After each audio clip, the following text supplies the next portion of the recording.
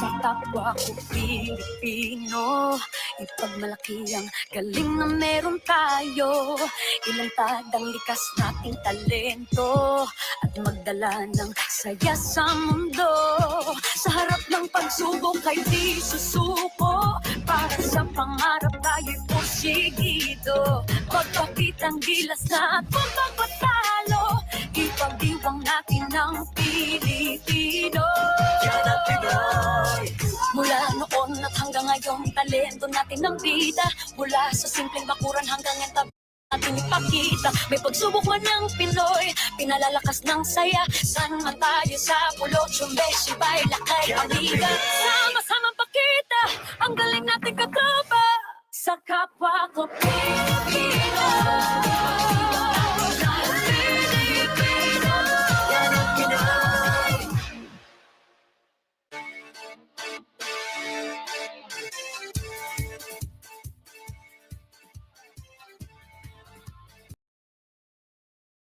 Get enough of this paradise of a place in Subic, and you certainly, just like we can't get enough of news, issues, and trending stories in sports. So, tutok na sa inyong paboritong kasama tuwing Sabado ng umaga. E di paano? Bango na! Power and play na!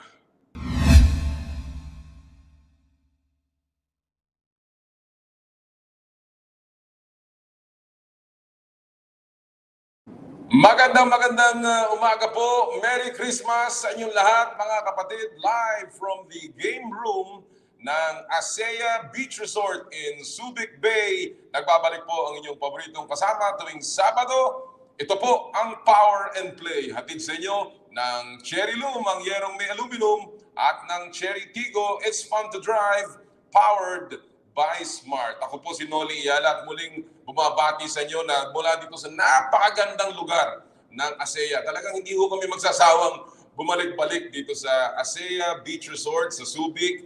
A gem of a place, hindi lang maganda ang tanawin. Naku, ang ganda ho ng panahon. Scenery, weather, makulimlim, malamig ang hangin, presko. At napakasarap po ng mga pagkain. Mamaya pag-uusapan natin yan. And of course, pag pinag-uusapan yung ganyan, alam nating Pasko na. Kaya medyo chill tayo at tayo po'y magdiwang sa mga pangyayari sa larangan ng palakasan. Ngayong araw pong ito ay marami tayong makakasama at mga panauhin na ika nga nagbigay sa atin ng magandang balita at magbibigay pa sa mga susunod na panahon.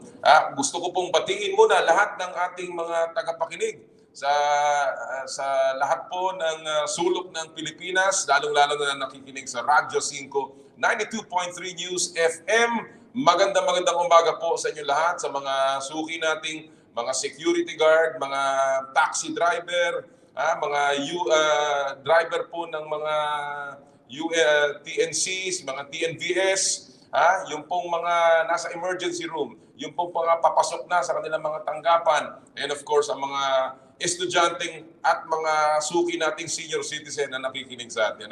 Good morning also at mayong buntag sa mga nakatutok naman sa atin po sa 1PH on Signal TV. And of course, hello world sa lahat po ng nanonood sa Facebook Live, sa 1PH, sa Radyo 5, at sa Power and Play. Today we will have some great stories. We're putting the spotlight on the Terrafirma Dyip import, Antonio Hester. Ang ganda ng kanyang debut. We got to talk to him just before he went in the action in the PBA. And just a great guy. Pakinggan niyo po yan mamaya. Kakamustahin din po natin si Jerwin Ancajas, ang IBF Junior Bantamweight Champion of the World, kung saan siya po ay medyo na-postpone ng konti yung laban niya doon po sa Hapon for a unification bout. At mamaya po kakamustahin natin kung ano ang kanyang reaksyon at ano po ang kanyang paghahanda. We will also talk to the newly elected President ng Alliance of Boxing Associations of the Philippines. Walang iba kundi si Mr. Ed Picson. Siya po ang Pangulo ng ABAP, and we will ask him about his plans, ang kanya pong mga pangarap, ngayon na siya na ang namumuno ng amateur boxing sa Pilipinas. So napakarami po ng ating mga pag-uusapan at napakarami pa rin mga balita sa palakasan. Kaya simulan na natin. Ito na po ang mga buod ng ating mga balita sa Sports Weekly Highlights.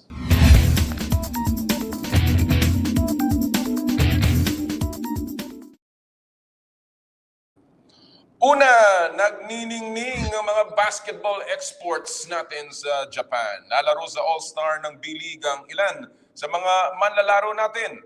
Parte ng Asian All-Stars sina 30 Ramena, Kobe Paras, Ken Mark Carino, Juan at Javi Gomez de Leaño, Ray Parks Jr., Dwight Ramos, at siyempre si Kiefer Ravena. Si Paras lalaban din sa slam dunk competition habang sa 3-point competition naman susubukang manalo ni Javi. Pasiklaban naman ang magkapatid na Ravena sa Skills Challenge. Sa January 14 magsisimula ang All-Star festivities sa Japan B-League. Sa boxing, tuloy-tuloy ang pag-arangkada ng Pinoy sa international stage. First world title shot ang nakataya sa susunod na laban ni Mark Magsayo kontra kay Gary Russell Jr. WBC featherweight belt ang target ng unbeaten Pinoy fighter sa January 22. Sa ngayon, nilalatag pa ang venue ng laban. May dalang momentum si Magsayo sa huling tumungtong sa ring noong Agosto. Si Russell naman, February 22 pa huling lumaban. Sa football, susubukang bumawi ng Philippine Ascals sa pagpapatuloy ng kampanya nila sa AFF Suzuki Cup mamayang alas 5:30 ng hapon. Critical win ang target ng national team kontra Timor-Leste matapos ang opening day loss kontra host country, Singapore. Nagulantang ng Lions ang Ascals sa second ng laro noong Miyerkules matapos makagol ng dalawang sunod sa loob lamang ng 3 minuto. Nakabawi ng isang goal ang Ascals pero hindi na nakompleto ang comeback. Humakot naman ng medalya ang Team Pilipinas sa katatapos lang na 2021 Asian Youth Para Games sa Bahrain. Isang gold, 6 na silver at 2 bronze ang inuwi ng ating mga atleta. Ang swimmer na si RJ Alegarbes ang nanguna sa kanyang ginto sa S14 100-meter butterfly. Congratulations sa ating mga atleta at coaches sa Asian Youth Para Games. Saludo po kami sa inyo. At of course, sa PBA, nagbabalik ang Governor's Cup matapos mag-break ang import conference noong 2020. Nagbabalik na mga imports natin. Nangunguna nga sa standings ang Alaska Aces at NLEX Road Warriors na parehong may early 2-0 win-loss record. Pareho namang walang panalo ang Northport at San Miguel matapos ang 2 laro. At ang pinakamalaking balita sa PBA, pinayagan na po ng Quezon City Government na maglaro ang PBA sa Araneta Coliseum. At ang maganda pa dyan, papayagan na rin ang limitadong live fans. Ako, basta bakunado pwede nang manood. Although limited, mas mabuti na yun kesa sa wala. At yan po ang mga buod ng ating mga balita sa Sports Weekly Highlights. Naku, nakakatuwa, no? Nagbabalik na ang live fans sa mga laro sa PBA po mamaya pinayagan na nga, pwede na po basta bakunado magdadala lang kayo ng inyong mga vaccine certification, yung mga cards ninyo para po kayo ay makapasok Mamaya din po ang opening ng Maharlika Pilipinas Basketball League o yung MPBL. 22 koponan ang mga maglalaro po dyan sa MPBL. 22 teams.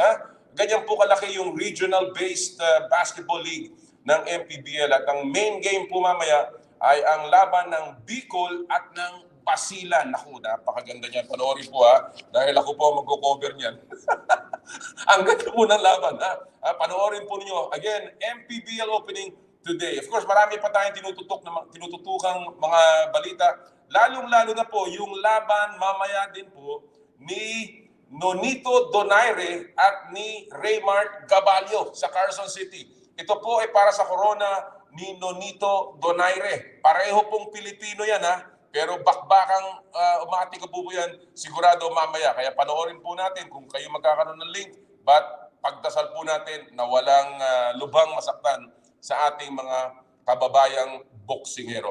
Marami pa po tayong tututukan, of course, yung Suzuki Cup, yung pong paglalaro ni Alex Eala doon po sa Florida, kung saan pumasok po sa quarterfinals yung kanilang tandem, at of course yung pong iba't ibang laban sa NBA. Alam niyo po, ngayong taong ito, pinag-uusapan na natin yung dugtong na mga laro sa sports. Marami pong pangyayari sa 2021 para sa Philippine sports. Kaya po yan ang ating pupulsuhan ngayong umagang ito sa Pulso ng Bayan. Ito po ang ating tanong. Ano po ang pinaka-hindi ninyo makakalimutang pangyayari sa sports ngayong 2021? Hindi po yan kailangan yung pong panalo lamang o mga laro. Pwede pong mga kontrobersiya. Pwede pong mga pribadong events na nangyari sa ating mga athletes o di kaya yung mga pagbubukas ng mga liga. Pero ano po ang pinaka-hindi ninyo makakalimutang pangyayari sa Philippine sports ngayong 2021? Kung gusto niyo pong makilahok sa ating talakayan, mag-text lamang sa ating hotline 0908-208-0629 o di kaya ay mag-post ng inyong komentaryo sa Facebook page po ng Power and Play o sa Facebook page po ng 1PH at ng Radyo 5. Mamaya po kung tayo ay magkakaroon ng panahon, ay atin pong babasahin ang inyong mga komentaryo. Alright, siyempre, tuloy-tuloy po tayo sa ating programa. Ako, masaya kasi ako Kasi pag nandito ako sa ASEA, talagang lumalamig yung ulo mo.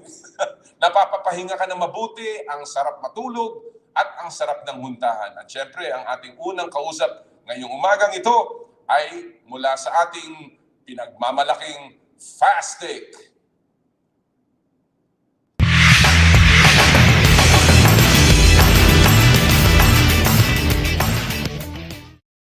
Ang Fast Take po ay hatid sa inyo ng Cherry Tigo. It's fun to drive. At ngayong araw po ito, makakasama natin sa Fast Take kung saan ang mahalaga ang opinyon ng ating mga kasama sa hanap buhay, ang mga sports journalist na nasa likod ng mga balita. Walang iba kung hindi si Ivan Suing ng Daily Tribune at si Bong Losada ng Inquirer. Magandang maga, Ivan and Bong. Ivan, first time mo ba dito sa Fast Take, Ivan? Yes po, Kom. Good morning po. Good morning, Gabay. Salamat sa pagpapaunlak at sa pagsama sa amin dito sa Fast Take. Si Bong, suki yan Kaya sanay na sanay yan si Bong dito sa Fast Take. Merry Christmas, Bong. Thank you again for joining us. Hello po, Merry Christmas. Malapit na. Oo nga, malapit na. Sana nga maging merry. Mukhang merry na para sa mga fans. And I'll begin with you, Ivan. Ano ang take mo na papayagan na ang live fans sa mga laro, sa mga venues? Although limitado, at least may mga papasok na sa PBA, sa MPBL. Anong take mo dyan, Ivan?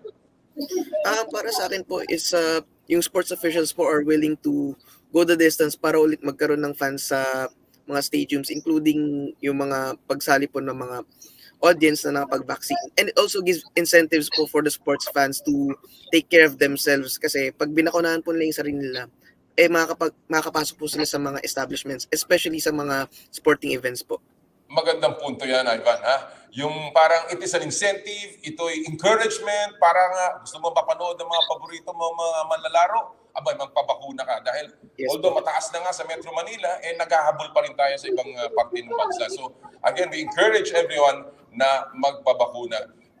Bong, let me ask you about yung All-Star Game na gaganapin sa Japan B-League kung saan ang ating mga manlalaro ang naroroon. What does that tell you na binigyan ng ganyang klaseng kalaking role o parte ang ating mga export na basketball players sa B-League?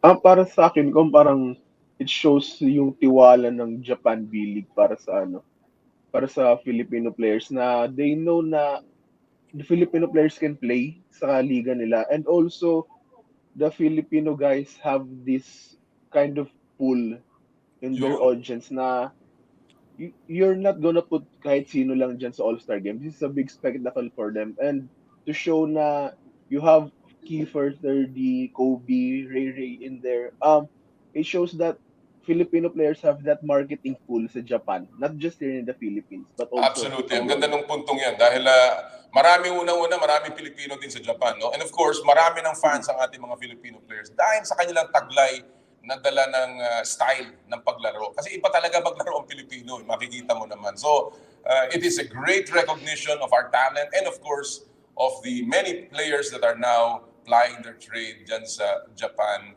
B-League. Alright, tuloy na tayo sa ating fast take. Dito, Ivan, alam na ito ni Bong. Pero ngayon, medyo inip pa natin. Ito, hindi kami magtatanong. Ito, take na ng binibigay namin sa iyo. Maaaring mula sa show at maaaring mula sa ibang kasama natin. So, bibigay namin ang aming take. Tatanungin namin kung ano naman ang say nyo. Ito ang ano nating take sa fast take. No? Bibigyan namin ikaw ng 1 minuto, Ivan, para magbigay ng sarili mong take. Ang una naming take ay babalik na. Alam naman natin na si Arwin Santos ay nailipat mula sa San Miguel patungo sa Northport. And so far, Yes, it has been a beautiful, spectacular start para kay Arwin Santos sa Northport Batang Pier. So ang aming take, babalik sa vintage form si Arwin Santos. Ngayong na-trade na siya sa Northport. Ivan, I'll give you 1 minute. Ano ang say mo? Definitely po, especially coming from a organization like San Miguel na sanay siya manalo. Dadalhin niya po yung winning mentality niya sa Northport along with a new set of guys like Greg, Kevin, and with the new coach in Pido Harencio po. Hindi po magpapatalo si Arwin.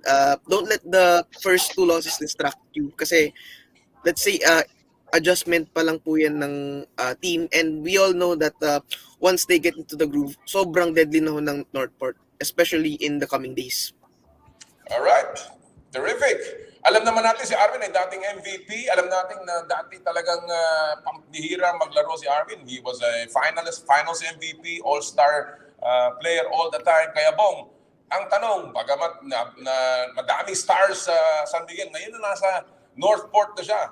Ito ang aming take. Babalik sa vintage form si Arwin Santos. Ngayong naglalaro na siya sa Northport. 1 minute, Bong.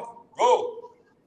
Kung sa akin, never nag-dip yung performance ni Arwin ever since. He only has, noong 2019 lang siya medyo bumaba, but throughout the years, throughout his career, Arwin has been very consistent, double-digit scorer, can rebound 10 a game, block 2-1 a game, can give you steals 1 or 2 a game, can give you assists. Arwin can basically do it all, and kagandahan po kay Arwin, he doesn't need plays designed for him. Especially nung umusbong na kasi Junmar sa San Miguel, he was always that support role for San Miguel. But when you need him, Arwin will always be there. So, vintage form kay Arwin, it's normal Arwin. Because Ganda nun, ha? Vintage you can't give him is ISO normal. plays. He just score. Opo. Parang Ganda. sabi ko nga po, si Arwin is the king of knockout play. No, yun. Lalo na yung mga patapik-tapik sa backboard. Ako, vintage na vintage. Opo. Mula kay Arwin Santos. And ako, I have no doubt. My own take is, I have no doubt. Si Arwin, I've known him. Nakita ko kung paano magtrabaho yan sa practice. Kasi doon nagsisimula yan eh. And Arwin is a born leader. Kaya yung Northport, nag-a-adjust pa yan. Pero I think eventually, they will really be a very good team. Alright. Punta tayo sa ating second take of the morning. May bali-balita na si Japet Aguilar ng Barangay Ginebra ay may mga offer mula sa Japan B-League. Yung iba nagsasabi, nagkakahalaga ng halos mahigit $35,000 per month. Yan po ay mahigit sa mga binibigay, kung legal, sa salary cap ng PBA. So ang take natin, mas mabuti para sa career ni Japet Aguilar kung tatanggapin niya ang posibleng alok na maglaro sa Japan B-League. Yan ang take namin. Ano ang take mo, Bong? You have 1 minute. Go! Of course, Kom, it's better on a career standpoint para kay Japet to go to Japan and play in the B-League. Sa PBA, he's already proven himself in the PBA. He's won 6 championships, nag-finals MVP noong 2019, mythical team, ilang beses na all-defensive team, in the top 11 of blocks all time. So, and especially the money. If he takes kung ano man yung offer sa kanya ng kung anong team dyan sa B-League, of course, it's always gonna improve his career. And playing against Japanese players naman ngayon, I think he can dominate sa B-League. Kahit 34 years old na siya, Japet is still one of the healthiest players in the PBA because of how he takes care of his body. So I think he can dominate the other big men of Japan if he goes there. Hindi ko ma-imagine kung gaano ka-dominating si Japet kung siya ay maglalaro sa piling, but he will certainly be an attraction. Ivan, same take. Ang take namin, mas mabuti sa career ni Japet Aguilar kung tatanggapin niya ang posibleng alok na maglaro sa Japan B-League. Ano ang take mo, Ivan? 1 minute, go! Thank you po, Kom. For me, it's at least once kailangan po makapunta po siya ng Japan if given the chance. And like Kuya Bong said po, he has already left his mark po in the PBA, so why not take another challenge overseas? It'll be good rin po for Gilas overall kasi makakaharap po niya ay mga mas malakas na competition. Hindi lang po the Japanese or his fellow Filipinos, pero meron rin po mga Americans na naglalaro po doon and other Asian imports din na gustong i-test yung metal nila sa Japan. So as long po as wala pong complications with his club and with the PBA, I think it's a worthy risk rin po na itry na rin yung Japan. Lalo na if he's given a chance kasi bihira lang po ito mangyari sa mga Filipino bowlers natin. So it's ano na rin po. It's a once in a lifetime opportunity na rin po na hindi niya rin kayang lampasan. Well, tama ka dyan, Ivan. Talagang bihirang-bihira yung makakuha ng ganyang klaseng offer, ganyang klaseng pagkakataon. No? Kung ating pag-uusapan ay siguro yung sweldo, talagang makakabuti yan sa kanyang karir. Sapagkat makakapag-ipon siya, alam natin na halos lahat dyan ay bayad. At siya po ay, kumbaga, ay makakapaghanda sa kanyang pagre-retiro. Pero pag ang tinatanong ay long-term na kabubuti ng kanyang paglaro. Alam mo, sa akin naman, alagang-alaga siya sa Barangay Ginebra. Alam ko yan. At of course, alam naman natin na mahal siya ng mga fans ng PBA. So, sa akin, hindi naman kawalaan kung siya hindi maglalaro doon. Pero, as far as I'm concerned, ang pagkakataon ay minsan lamang kumatok. Kaya minsan, mas mabuting sagutin ang katok, pero dapat pag-isipang mabuti ni Japet kung ano ang magiging priority niya. Yung bang pag-aalaga sa kanyang mga kasama dito sa PBA o yung pag-aalaga sa kanyang kinabukasan. Alright, tuloy tayo sa ating ikatlong fast take issue of the morning. Alam natin na naglalaro ang Philippine Ascals sa AFF Suzuki Cup. Kung saan, nung unang lang laro, medyo minalas tayo. 2 sunod na goal kagad in less than 3 minutes yung mga tiga Singapore. Pero, ang aming take, kahit natalo pa tayo nung unang game, aabot ng AFF Suzuki Cup Finals ang Ascals kung masisweep nila ang natitirang group stages game nila. Mamaya, ang kalaban nila ay Timor-Leste. Ano ang take mo? Ivan, you have 1 minute. Go! Kung kaya naman po, as you said po, kailangan nila is must win. Kasi kahit sabihin natin napakaliit po ng handful lang po yung powerhouses po dito, hindi po natin sila pwedeng i-underestimate. Lalo na po na napakadelikado ho ng posisyon natin given na 2 lang po per group ang maka-advance sa semifinals. So the Ascals really need to push themselves harder and prove to everyone that we are one of the best in the region. Especially na naturalize na po ang striker natin si Bienvenido Marañon. It's time for him to to make his mark in the competition. Alright. Well, alam natin na si Bienve is a first time sa Ascals naglalaro carrying the Philippine colors. So talagang malaking bahagi yan. Of course, dumating na rin si Scott Cooper, si Coach Scott Cooper sa Singapore. So malaking tour yan kay Coach Stewart. Bong, same take. Malaking, ang aming take ay aabot ng AFF Suzuki Cup. Ang Ascals, kung masisweep nila ang kanilang huling 3 laro. Anong take mo, Bong? 1 minute, go! Kung alam kong kaya naman ng Azkals na sweep yung group nila, but they still have to play Thailand sa ano in the, so it's going to be difficult, especially with our form right now. We conceded 2 goals, scored only one, and all that pressure is on Bienvest's shoulders because he's proven himself sa AFC Cup. He's the top scorer of AFC Cup. So now he has to produce for his country. He has to produce goals in the AFF Championship because that's what the Philippines needs right now. Goals, because sa gantong competition, parang PBA lang din to. Kung sa PBA, super important ng quotient sa isang condensed conference. Dito naman sa AFF, super important yung number of goals kasi once mag-tie yung standings nila, goal difference will be the key to moving to the knockout stages.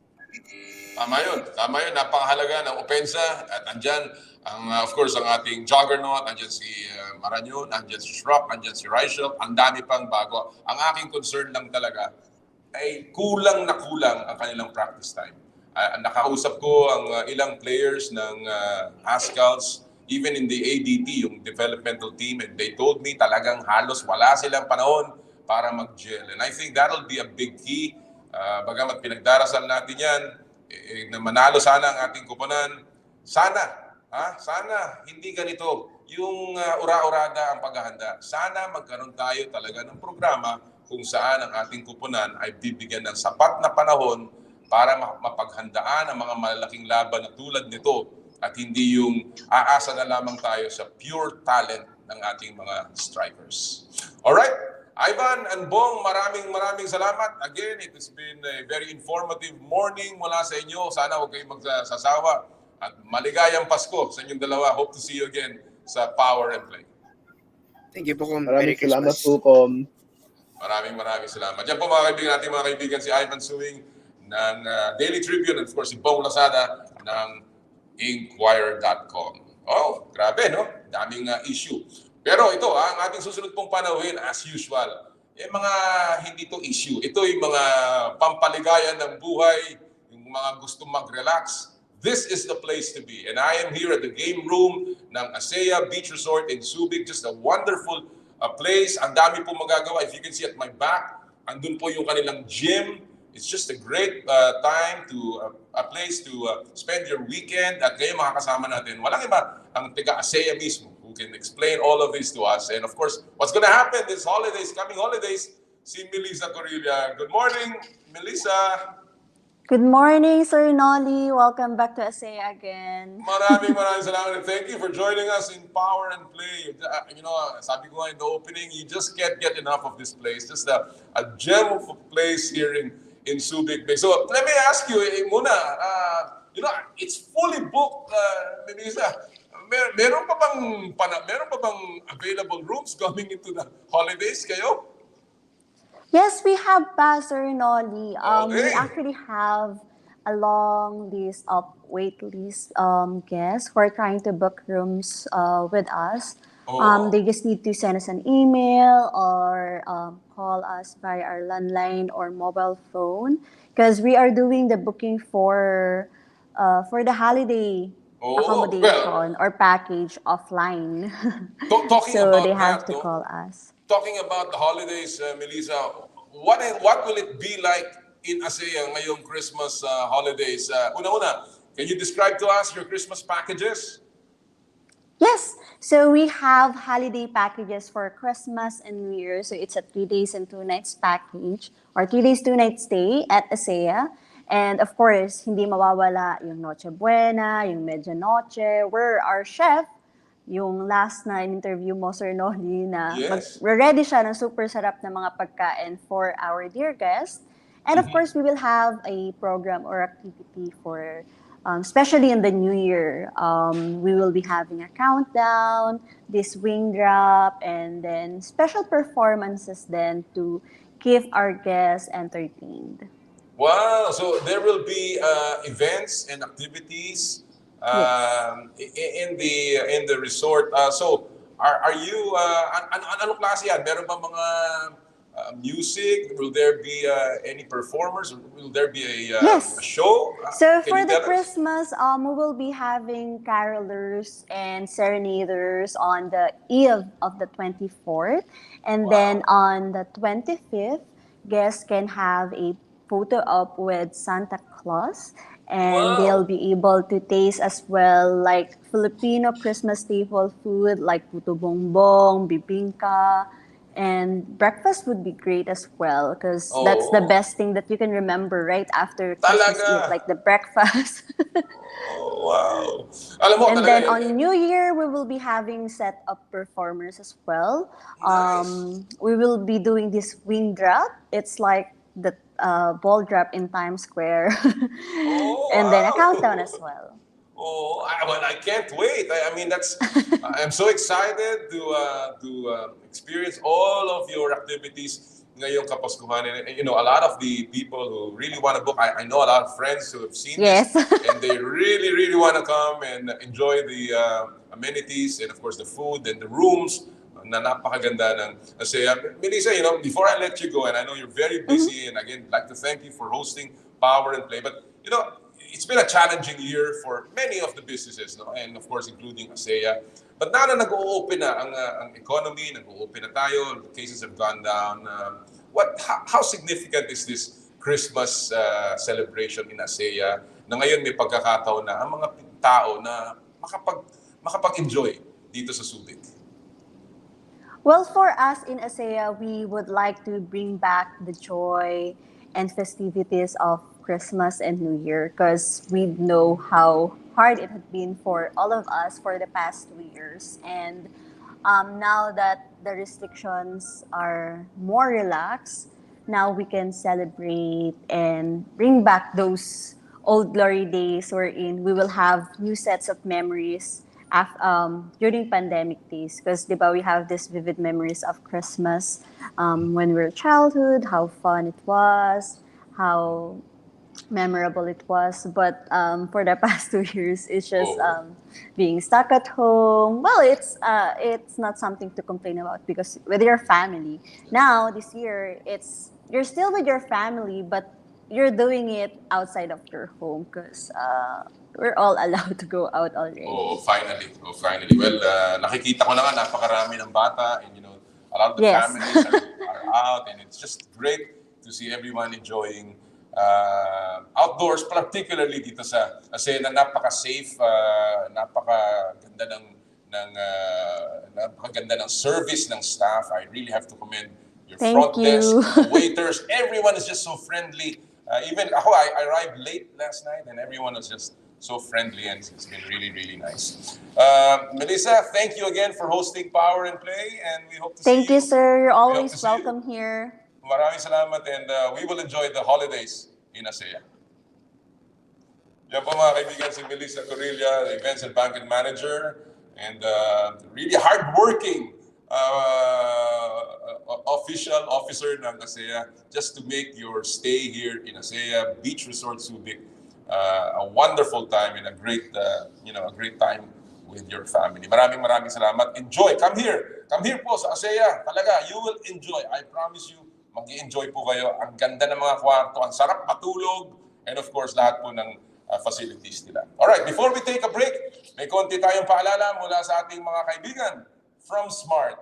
Puso Pilipinas is a movement to celebrate the Filipino athlete powered by Smart. Follow them on Facebook, Instagram, Twitter, and YouTube. Get a chance to win exclusive Puso Pilipinas merch by sharing their Facebook page in your social media accounts with hashtag Puso Pilipinas. The Giga Life app is the latest mobile app from Smart that lets you discover and enjoy your passions with the different Giga promos. It can be downloaded and used by Smart Postpaid, Smart Prepaid, Pro Prepaid, and TNT subscribers via the Apple or Google Play Store.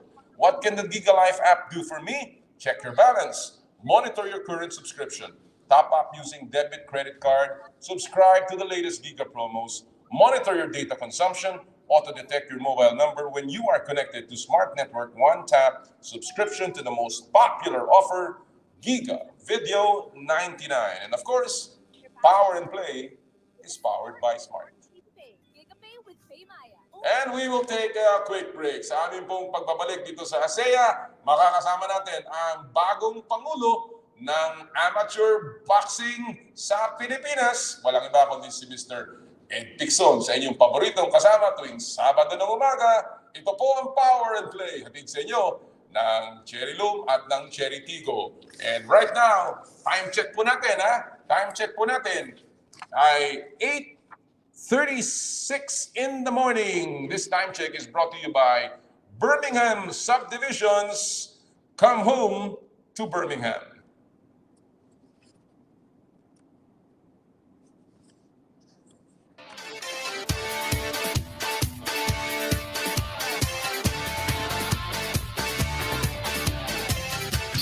I dare to dream big, to be a voice of my generation, to inspire resilience in the face of roadblocks. And in sharing my stories, I let others share in my passion.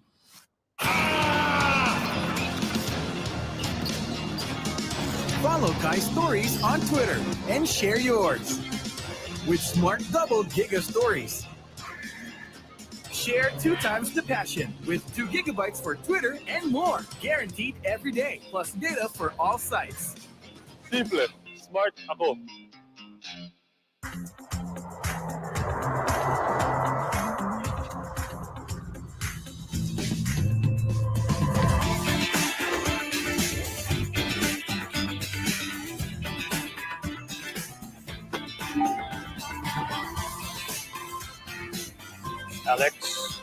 Alex, are you ready to have some fun on your first driving lesson?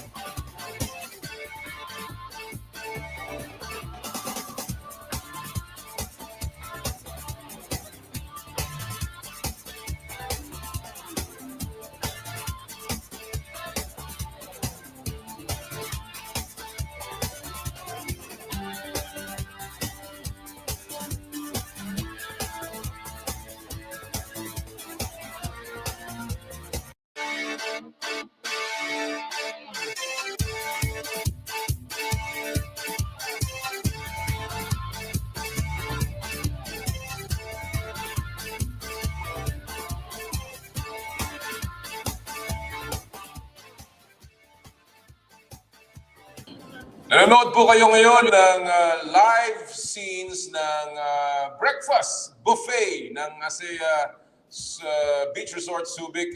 Yan po, makikita nyo, napakasarap na mga pagkain dyan sa breakfast buffet nila. Dinadayo yan ng mga motorcycle riders. At yan po ang staff nila. At napakarami pong magagawa, makakain. Again, we are coming to you live from ASEA Beach Resort in Subic. Magandang umaga po muli, mga kapatid. Again, kami po ay nagpapasalamat muli sa ASEA sa kanilang pag-host ng Power and Play. I'd like to greet happy 50th birthday sa aking kumpare, si Al Aranilla. Happy birthday. Paring Al, enjoy your 50th. Hindi ka pa naman maputing buhok, kaya pwede ka pa. Pwede pa. Masaya pa rin ang buhay. And of course, kamusta kay Maring Dines and the entire family. Alright, mga kaibigan, recently, nagkaroon po ng halalan at sa ABAP, yung pong Alliance of Boxing Associations of the Philippines, or rather, at ito po yung governing body ng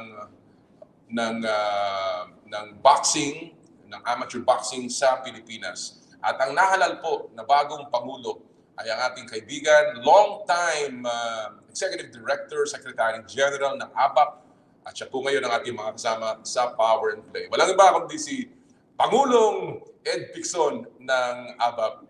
Magandang umaga, parang Ed. Magandang umaga, parang Noli. At salamat sa pag-anyaya sa iyong popular na palatuntunan. Unang-una, parang Ed, congratulations, well-deserved election sa bago mong post as President ng ABAP. Ano ba reaction mo, parang Ed? Well, a bit overwhelmed. Actually, sinabi ko nga kay now Chairman Ricky Vargas, dati nating Pangulo sa ABAP, na I felt na mission accomplished na kami.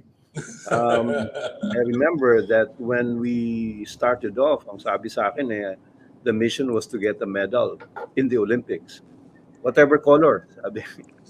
And we were fortunate to get 3, Yes. 2 silvers and 1 bronze. Sabi ko, over na tayo sa quota. Baka pwede na akong retire, sabi ko. Hindi. Wala pa tayong gold eh. Alam mo naman itong mga bossing natin sa MVP group, no? Chairman MVP said,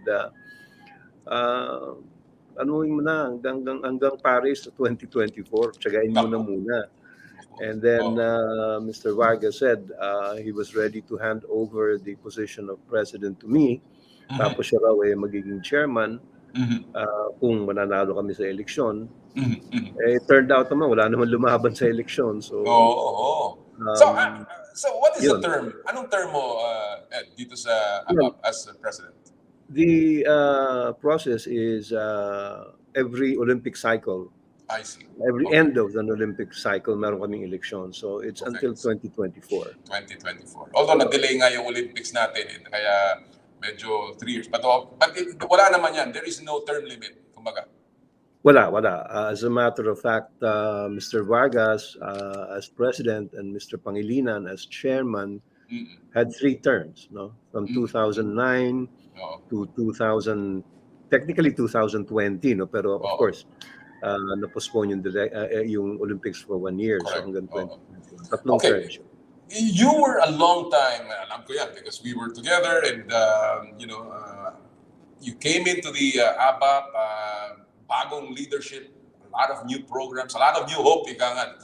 Most of it, ikaw talaga ang nagtrabaho. Of course, the vision of Chairman MVP and of course President Ricky was always there, sila yung guiding hand. But you were the guy that, sabi nga ni Mr. Ricky, ikaw yung talagang walang pagod na nagtatrabaho dyan sa ABAP.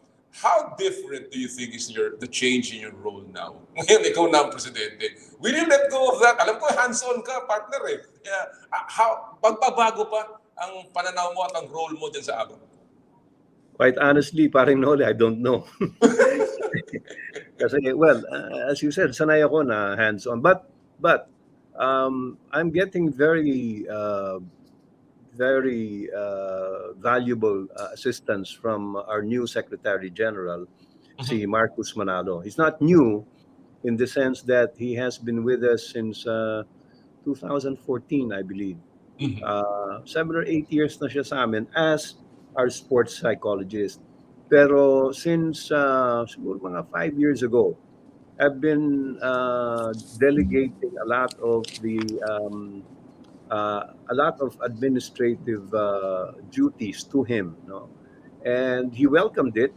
So, kasi nakita ko naman sa kanya na hindi lang siya interesado, but he was also very dedicated to whatever task I gave him.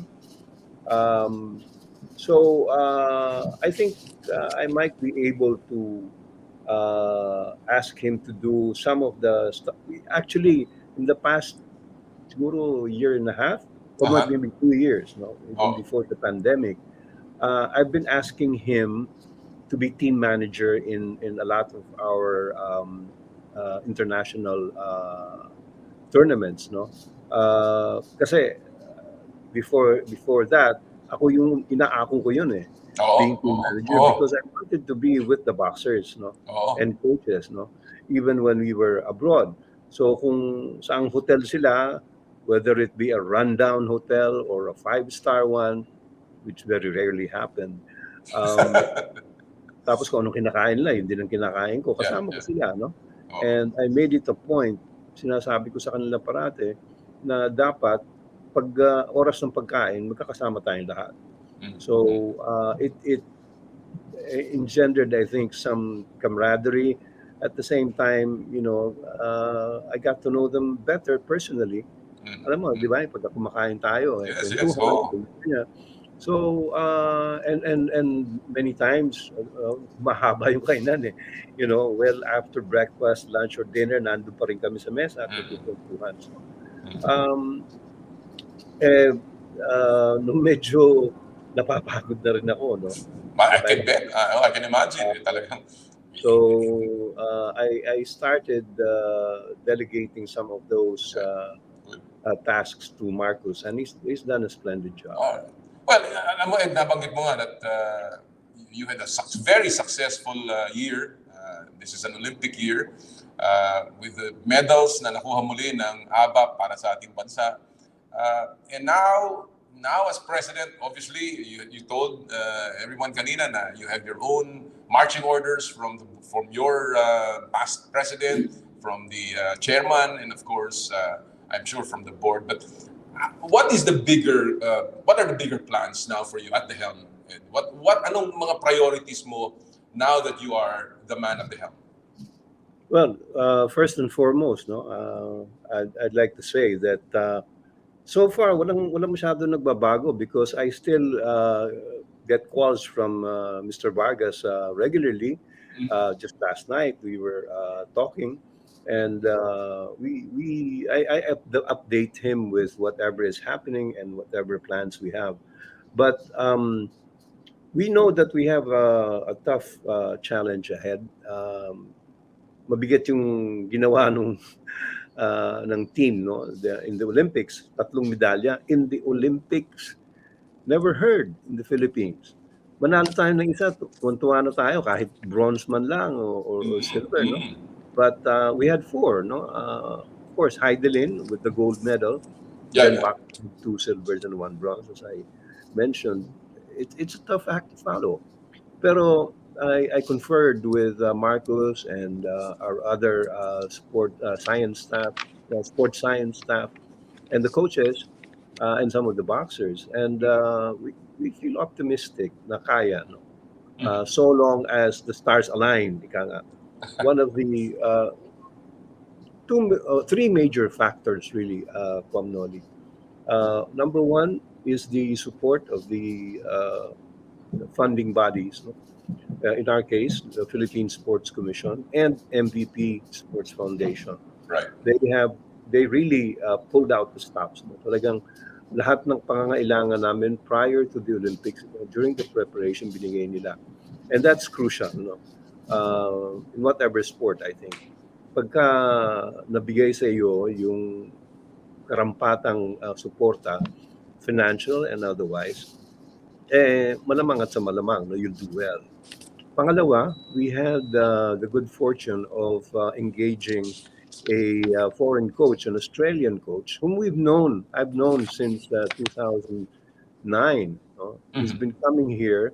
He had been coming here as the head coach of Australia, and he would bring his team over for joint training camps with our boxers. And then when he became available in 2019, I immediately grabbed him. Because, when you talk to Don Abnet, you have to be prepared to have your ear bent. Right. Dahil, tsaka puro boxing, paring Noli. Oo. He can talk all day about boxing. He's that dedicated and he's that immersed in the sport. And pasensya ka na, maingay yung mga pagong eh. Stoy, maingay ka. Ganyan talaga. Ganyan talaga Pasko eh. Oo. Pinakain ko naman. Anyway, si Don Abnet, is very analytical, he's very organized, and he's very attuned, to whatever task is before him, especially when there's a tournament. Pinag-aaralan niya, way before, and that served us well. Plus, the long bubble type training camp that our boxers were in. Nag-umpisa yun, paring Noli, in January of this year sa Laguna, in Calamba, in Inspire sa Calamba sports facility. They stayed there for over a month and a half, and then from there dumiretso sila sa Thailand in a place called Moklek, which is about an hour and a half, 2 hours from Bangkok. Isolated yun, so there's really nothing else to do but train the whole time. They were there for 5.5 months. So talagang focused sila, so those are very vital factors, that contributed to the success that we got in Tokyo. And then of course, yes. Yeah, go ahead. And then of course there's that other thing, paring Noli, rightly or wrongly, AIBA was suspended. Our international federation was suspended by the International Olympic Committee. And so, in the Tokyo Olympics, and even before that, yung mga qualifying tournaments, ang namahala, nag-organize at nagpatakbo ng qualifying tournaments and the Olympic boxing events themselves was the IOC Boxing Task Force. And they were assisted by PricewaterhouseCoopers. Now, nagtatanong yung mga ginagawa ng accounting firms sa boxing. Sa boxing. Well, that was my question as well nung pumasok sila, Ang gagawin nila, diba? Accounting yan pera ang pinag-uusapan dyan. Pero actually, yung methodology nila of, alam mo yun, yung pag-uungkat, yun ang ginagawa ng auditing. Inuungkat nila lahat yung mga pamamaraan, proseso, ganon.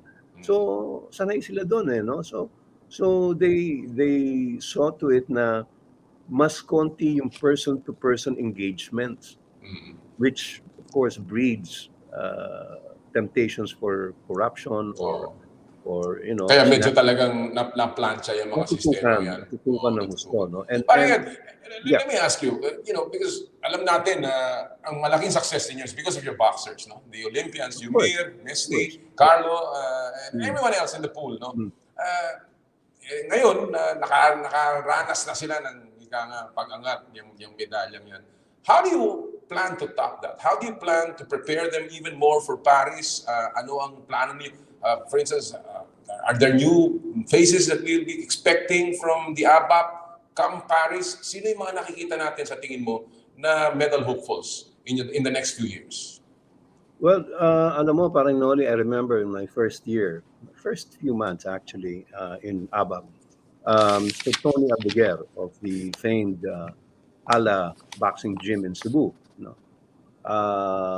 he was helping us a lot, and he welcomed us whenever we decide to go to Cebu for training. He welcomed us and accommodated us, and he was telling me, Ed, don't kid yourself. There's no way you can produce an Olympic medalist in 2 or 3 years. You have to build from the ground up. Sabi niya, and bite the bullet. You will probably not get a medal in 2012, which was our first Olympics. Sabi niya, but aim for 2016 instead. Hindi ako masyadong naniwala ron dahil the coaches were telling me, kaya yan, ganito, ganun, ganun. And I was looking at our boxers. We had a very talented pool, very capable. But along the way, the learning curve taught me na tama yung sinabi ni Aldeguer. Kailangan from the ground up. And that's why for this particular Olympic cycle, in my discussions with our sports science team, particularly with Marcos Manalo, and of course Chairman Ricky, we've decided to focus on coaches development because we have very competent local, Filipino Right. coaches. Oo. But iba na yung merong nakatingin from the outside, di ba? Looking at what we're doing inside. Oo. Kasi kung kami lang, siyempre, yun ang alam namin. So, ulit-ulit lang ginagawa. Oo. But when you have someone who has a very analytical boxing mind, like Don Abnet, and in certain instances, in dati naming foreign consultant, si Kevin Smith, who is now the head coach of Australia, although he's British. Silang dalawa, they've been giving us a lot of insight and a lot of different perspectives in our methodologies. And of course, ang prinsipyo namin, yung whatever our boxers can put out depends on what the coaches give them. Put in. Kumbaga, what depends on what is put in. Yun ang mailalabas mo. Di ba? Correct. Oo. So sinabi namin na kailangan yung mga coaches natin wide ang pananaw sa Right. sa mga gawain ng paano preparahin paano ihanda yung mga boxers natin. So doon tayo mag-isa. So it will be an intensive development program for our coaches. Plus, we're also looking into the possibility of recruiting fresh new faces in the coaching staff. So boxers, parang Noli, walang problema eh. Although of course we could use more, kasi ang quota namin as per PSC is only 48 boxers every year. Now that includes the elite men and women, the youth, and the juniors. So we're spread quite thinly, dahil we need all those categories kasi yung youth and junior, diyan manggagaling yung elite mo eh. Correct. They graduate. Juniors muna sila, 14 to 16, and then you have the youth at 16 to 19 to 18, tapos pag 19 magiging elite na yan. So gradual yan, and you have to start exposing them early. So In that case, because I'm running out of time, pero I want to ask you, 2022 is a big year, no? Meron tayong Asian Games, meron tayong Southeast Asian Games. Ano plano ng ABAP? Are you bringing in new faces immediately dyan sa mga yan, or are we still going to expect Carlo and Nesty and Yumir to be fighting them? Anong plano dyan? Hopefully, parang Noli, the three medalists and Irish Magno, and Irish, of course, Olympian, will continue, but so far it's only Irish and Carlo who are in Baguio. I heard that Nesty was planning to go up yesterday, but then again, anong date na yun? December 10. December 17 break na. Oo nga. Break na, So malamang next year na yan. Yes, and Yumir, of course, depende sa kanyang mga plano, It seems that he has his own Magkaka-ano pa rin ba kayo dyan? Parang box off or parang of course. Magkakaroon pa rin. Okay, just to select the national team. No free pass, parang Noli. Right. Even if you are a decorated Olympian, talagang kailangan dumaan ka doon. Alam naman nila yun. Very nice. And I think that's where it is, yung meritocracy. Yung parang talagang because of your merit, talagang doon ka. You deserve that. You will be in the national team. Actually, you mentioned meritocracy. Just the other day, I was talking to Marcos and I told him, I want to bring back the merit system. Let's have merit in the merit pocket. Nice. And we base their participation in not just in the Olympics but in all tournaments, even the invitationals and the minor ones, on depending on the merits that they get. Mahalaga yun eh. The merits also, hindi ba? Oo.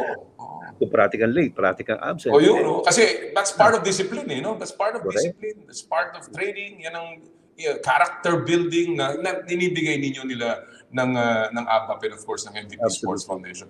And I want to talk a lot more. Ang dami pa natin pag-usapan, but I know this is not going to be the last. And I'm very happy for you for all the achievements that you've done. And of course, achievements ng ABAP. Very saludo tayo kila Chairman MVP and of course kila Chairman Ricky.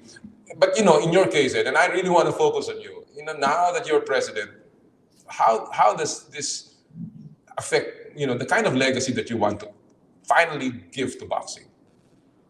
Well, I've been thinking a lot about that, Paring Noli, and I really want to work on what Chairman MVP told me at the very outset, that we want to change lives. Yun yung slogan ng PLDT noon eh. And sport is a very big opportunity for us to be able to do that. So yun ang guiding policy namin, na mabago ang buhay ng mga ito by instilling in them the right values for being a national athlete and someone who represents the country abroad. Sana in the time that I was in ABAP, meron tayong maiwang ganong klase ng production, insofar as athletes and the pride, of course, that they give to our countrymen. Simple lang naman yun, pero it entails a lot of hard work and dedication. Absolutely. Well, you have already changed so many lives. Yung mga batang nangarap ngayon ay Carlo Paalam is a great example of that. Nesty, of course, the Irish, great examples of the lives that you have changed, and of course the many more lives that you will change. Hindi lamang sa mga boksingero, Paring Ed, but also the lives of the Filipinos na nangarap na magkaroon tayo ng medalya sa Olimpiada. Pride and honor ay naibalik na muli sa larangan ng boxing. Paring Ed, maraming salamat. Always an honor to have you. Always a pleasure to have you. And good luck. Alam ko hindi madali yan. I do not envy you, but I will always be there to support you. Congratulations sa bagong Pangulo ng ABAP. Maraming salamat, Ed. Maraming salamat, Paring Noli. Likewise. Thank you. Maraming salamat. Mga kaibigan, ang Pangulo ng ABAP, ang Amateur Boxing Governing Body dito po sa Pilipinas, Ed Picson. We are in good hands. Sabi ko nga sa kanya, nung nakuha ko yung text niya, na balita na nanalo siya ng eleksyon, sabi ko, boxing is still in good hands, and I'm very happy for him sa kanyang, ngayon siya na po namumuno ng ABAP. Alright, before tayo mag-break, mga kapatid, pasa po na natin ang mga trending videos and of course, yung po mga magagandang online features sa larangan ng sports sa ating Stop and Pop.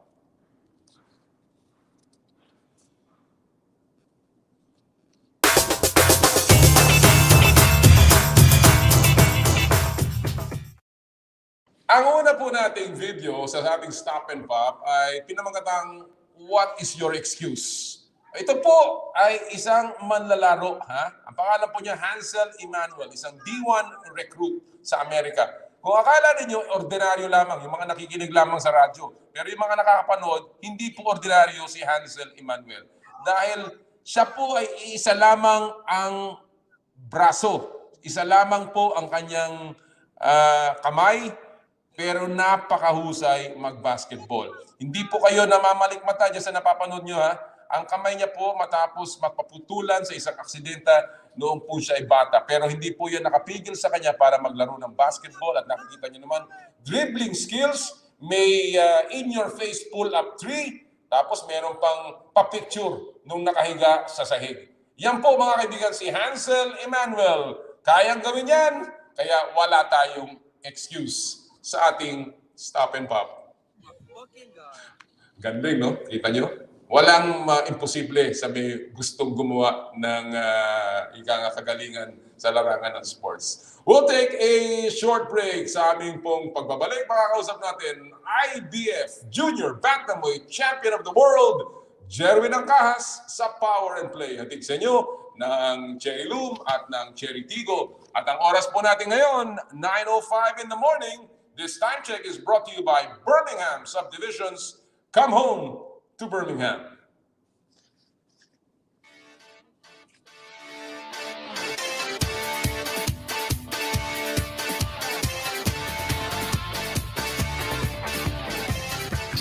I dare to dream big,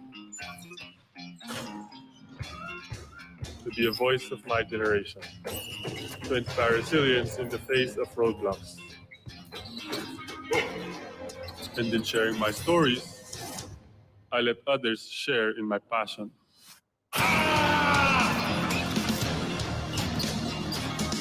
Follow Kai Stories on Twitter and share yours. With Smart Double Giga Stories. Share 2 times the passion with 2 gigabytes for Twitter and more. Guaranteed every day, plus data for all sites. Simple, smart ako.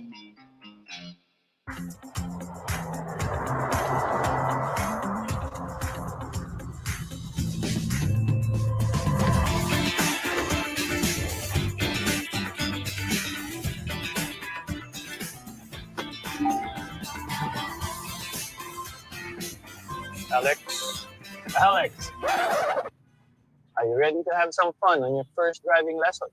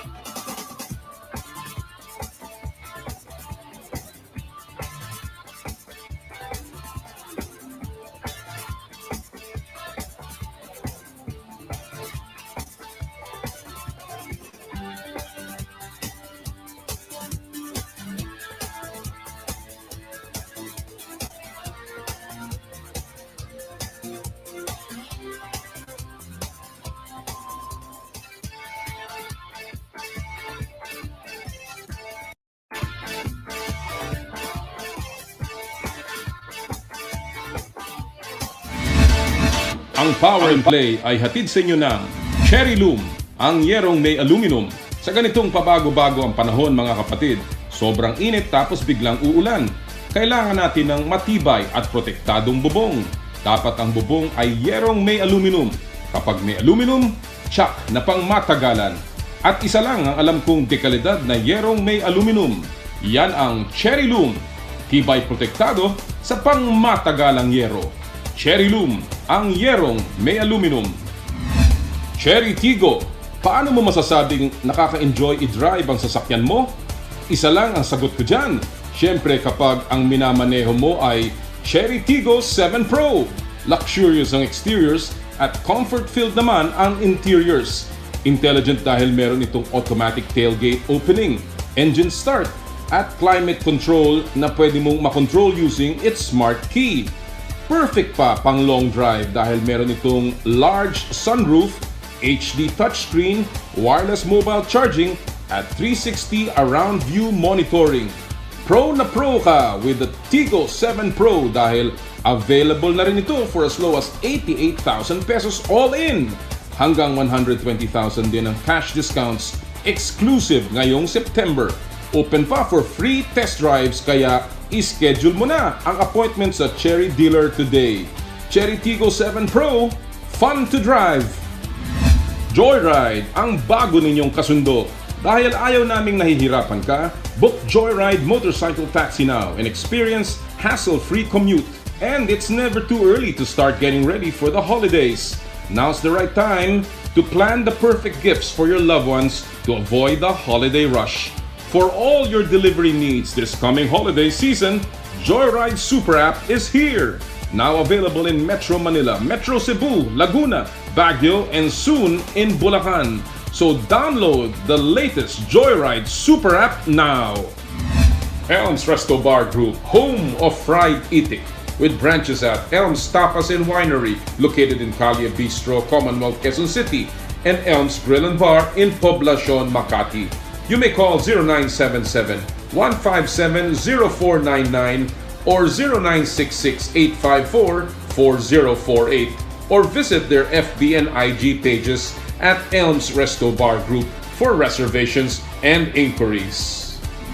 Skin, your face and body anti-aging center, with branches at Wilson Street, San Juan City, and Alabang Town Center, Muntinlupa City.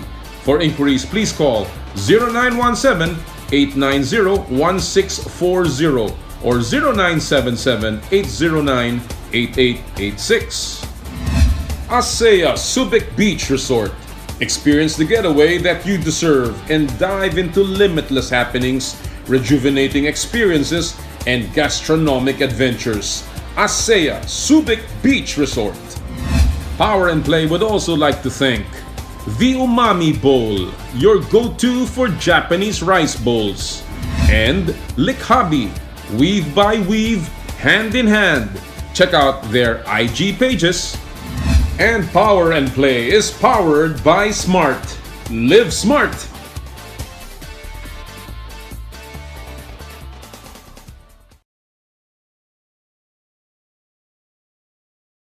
Beach Resort in Subic, yan po ang tubig. At of course, the beach here in ASEA. Wonderful day just to be here and to have fun. Again, a Merry Christmas sa inyo pong lahat. Si Manong ngayon, nagmumuni-muni si Manong. Magandang umaga po muli. Gusto ko po magpasalamat sa lahat ng mga tagapagtaguyod ng Power and Play. Lalong-lalo na yung po ating mga kasama sa Cherry Loom. Si Paring Elmer ko, maraming salamat kahapon sa lahat ng biyaya na i-share mo. Maraming salamat, Paring Elmer. And of course, I'd like to say hello to Jimmy and Eva Hernandez. Welcome, of course, sa ating pinakabagong sponsor, Birmingham Subdivisions. Come home to Birmingham, located at Antipolo, Cainta, General Trias, Cavite, Marikina, Pasig, Rodriguez, San Mateo, and Tagaytay. Building community since 1984. Celebrate Christmas in a new home. Your home in Birmingham Subdivisions. Check out their Facebook pages po ha. Again, Birmingham Subdivisions ng Homeowners Development Corporation. Maraming salamat Jimmy and Eva Hernandez. By the way, yung Elms Resto Bar Group, thank you also. Meron po silang bagong concept, yung Elms Seafood Paluto dyan sa Calle Bistro sa Ever Gotesco. Check it out. Pambihira ang pagkain, yung kanilang baked clams, yung kanilang prawns, at lahat po ng isda. And of course, yung lechon. Naku, napakasarap. Maraming salamat kay Ate Malu Yambaw. Alright, mga kaibigan, tuloy-tuloy po tayo sa Power and Play. Alam niyo po, ang ating isang inaabangan, of course, ang mga laban sa boxing. Mamaya, Donaire Gabalio, pareho pong Pilipino yan. Pero meron pang isang Pilipino na dapat ay lalaban sa New Year's Eve, December 31. Pero nagkaroon ng konting abirya. At ating po kakamustahin ngayon ang ating kampiyon ng IBF Junior Bantamweight Division. Walang iba kung hindi si Jerwin Ancajas, live mula to sa Amerika. Magandang araw sa iyo, Jerwin. Kamusta ka? Merry Christmas. Merry Christmas po. Magandang araw din po sa inyo, Sir Noli. Nasa Amerika pa ba ikaw, Jerwin? Yes po. Nandito pa rin po sa tinitira namin po. Sa Los Angeles? Yes po. Alright. Well, salamat sa iyong panahon na binigay sa amin ngayong umagang ito. Jerwin, kakamustahin ko muna. Alam ko na dapat magkakaroon ka ng unification bout kay Kazuto Iwaka. Pero ito ay na-postpone dahil nga sa desisyon ng Japan dahil sa banta ng COVID-19. Ano ba ang latest update dyan, Jerwin? Ito ba ay postponed o kansilado na? O ito ay lilipat? Yung sabi talaga, sir, parang cancel Cancel na talaga, muna. sir, kasi maghanap muna ng bagong kalaban, parang magdidepensa muna, sir. Kung ano mang mangyari, sir, sa susunod, baka matuloy yan, sir. Okay. Bakit hindi nyo kinonsidera yung option na ilipat na lang sa ibang venue? Yung mas maluwag. Bakit hindi yun ang naging desisyon ninyo? Di ko po alam sa usapan nila, sir, no, Sir Sean at saka Coach Okay. Jobin at saka yung promoter nung sa Japan po. Di ko pa, pero ang sabi po, baka parang din nata, baka may mga plano din silang iba, sir, eh. Baka Okay. sa amin din na hindi rin kami baka matagalan din na baka matagal yung nila, eh. Muna kami ng ibang laban po. Okay. Well, anong reaction mo, Jerwin? Okay ka ba dito sa postponement? Alam ko na malaki sana ang laban ito.